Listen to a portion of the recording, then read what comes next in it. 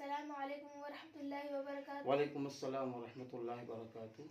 حضرت مولانا مفتی صاحب، آپ ہمیں یہ بتا دیجیے کہ سحری کھانے کا صحیح وقت کون سا ہے؟ دیکھیے، پہلی بات تو یہ ہے، سحری کھانا سنت ہے۔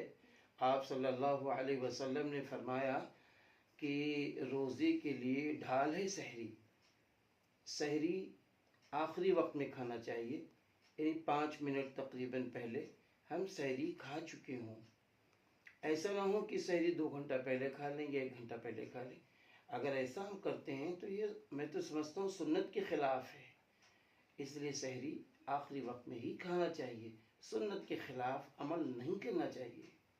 اور روزے افطار کا صحیح وقت کون سا ہے؟ روزے کا وقت صحیح غروب آفتاب، یعنی جیسے ہی سورج ڈوبے اس کے فوراً بعد روزہ کھول دینا چاہیے۔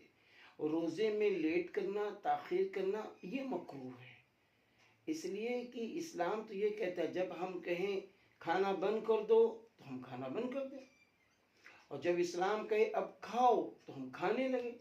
یہی تو اتباع سنت ہے، تو سنت پر عمل کرنا چاہیے۔